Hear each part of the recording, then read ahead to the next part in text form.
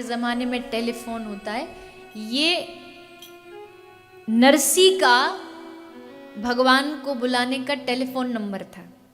राग, केदार राग, केदार राग गाए नरसी और ठाकुर जी ना, ऐसा कभी हुआ नहीं। जब भी डायल करे, मतलब जब भी केदार गाए, ठाकुर जी तुरंत उपस्थित हो जाते। हमारे भारतीय सभ्यता में, भारतीय परंपरा में संगीत भगवान को पाने का एक बहुत बड़ा माध्यम रहा, बहुत बड़ा, जिसमें राग, अनेक राग, गाओ तो वर्षा हो जाए, गाओ तो बसंत आ जाए, ऐसे ऐसे अद्भुत कलाकार भारतवर्ष में हुए। तो नरसी केदार गाते और भगवान आ जाते। पर एक बार क्या हुआ, नरसी जी की पत्नी का भगवत धाम वास हो गया। अब पहली बात तो जब पत्नी गई तो सबने बोला, ऐसे संसारियों का ना, संसारियों का सीसीटीवी जो होता है ना, वो हमेशा भक्तों के ऊपर ही लगा रहता है, देखने के लिए क्या कर रहे हैं, अब क्या करेंगे। उनका 24/7 वो भक्तों की सीसीटीवी पर ही लगे रहते और ये ढूंढते हैं क्या कमी है, क्या कमी है। तो बोले अब पत्नी मरी, अब देखो, अब पता चलेगा असली भक्ति क्या होती है। अब जब रोएगा ना बीवी के लिए फूट फूट के, तो पता लगेगा कितना बड़ा भगत है। तो देख रहे थे, लेकिन नरसी ने क्या कहा, नरसी ने दोनों हाथ उठा के कहा, भलो थयो भागी जंजाल, सुख थी भजसु श्री गोपाल। अब पत्नी का देहांत हो गया। अब उनके लिए थोड़ा जो होता है, बाद में थोड़ा पूजा की जाती है घर में, तो उसके लिए जो सामग्री चाहिए थी वो नरसी एक के घर से उधार मांग के लाई, दुकानदार से। अब दुकानदार से पैसे तो थे नहीं कुछ रखने के लिए, गिरवी रखने के लिए, तो उन्होंने केदार राग ही गिरवी रख दिया कि जब तक मैं तेरा पैसा नहीं चुकाता मैं ये राग नहीं गाऊंगा, केदार राग।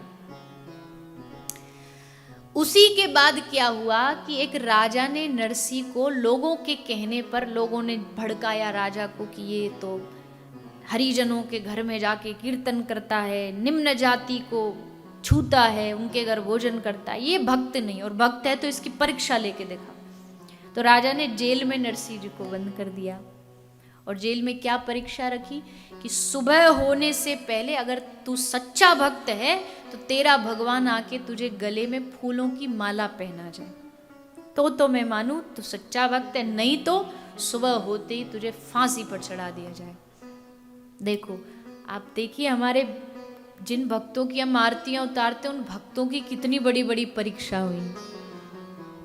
हम जरा सी परीक्षा में घबरा जाते हैं, इनके तो गर्दन पर तलवार रखी है कि करके दिखा, नहीं तो सुबह फांसी।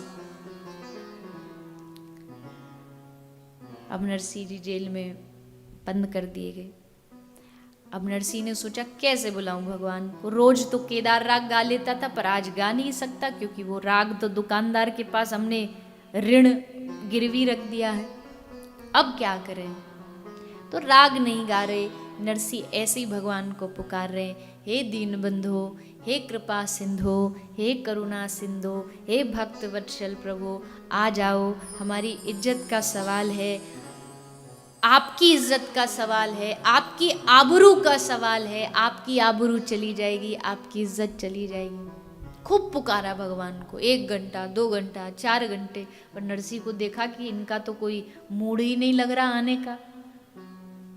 तो नरसी ने सोचा अब स्तुति से काम नहीं चलेगा, ये टेढ़ा है तो थोड़ी स्तुति भी टेढ़ी करनी पड़ेगी। तो नरसी बड़े क्रोध में आकर के बोले, कब से चिल्ला रहूं, आ जाओ आ जाओ, तुम्हारी आबरू का सवाल है, इज्जत चली जाएगी, इज्जत का सवाल है, पर अब पता चला जिसकी इज्जत होगी उसी की तो जाएगी, तेरे पास है ही नहीं तो जाएगी कहां से। तेरी 2 माँ 2 बाप, तेरे कुल खानदान का, कोई कहता देवकी नंदन, कोई कहता यशोदा नंदन, और क्यों आएगा तू मेरे पास, तू तो शबरी के पास जाएगा, तू तो कर्माबाई की खिचड़ी खाने जाएगा, तू क्यों आएगा मेरे पास, कोई खिलाने को है थोड़ी मेरे पास कुछ। खूब सुनाया ठाकुर जी को, और ठाकुर जी वहां बैठे बैठे हंस रहे, मुस्कुरा रहे, खुश हो रहे। आहा, कितनी मीठी गालियां देता है। देवता बोले प्रभु कैसा भक्त है ये आपका, बताओ गाली दे रहा है आपको, दुनिया स्तुति करती है गाली दे रहा है। ठाकुर जी कह रहे हैं देवताओं को, देवताओं सच बता रहा हूं, आज तक इसने हजारों बार केदार राग गाया, पर इतना मजा कभी इसके राग में नहीं आया जितना आज इसकी गालियों में आ रहा है।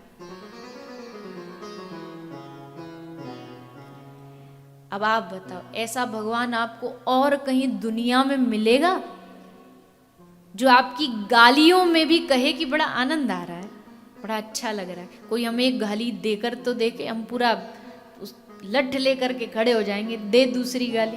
और ठाकुर जी कह रहे मुझे बड़ा आनंद आ रहा, कितनी मीठी गाली दे रहा है। गाली सुनते रहे ठाकुर जी। अंत में देवताओं ने कहा कि प्रभु चले जाओ, नहीं तो इस बेचारे को बेकार में और प्राण हाथ से धोने पड़ेंगे। तब श्री ठाकुर जी आए और रात को माला पहना करके गए, और सुबह जब हुई जैसे देखा गले में माला पड़ी है, चारों ओर घोषणा हुई, राजा ने आकर के नरसी से क्षमा मांगी। भक्त हमेशा जीतता है, अंत में विजय उसी की होती है कि ये भक्त अपनी भक्ति से विजय प्राप्त कर लेता है।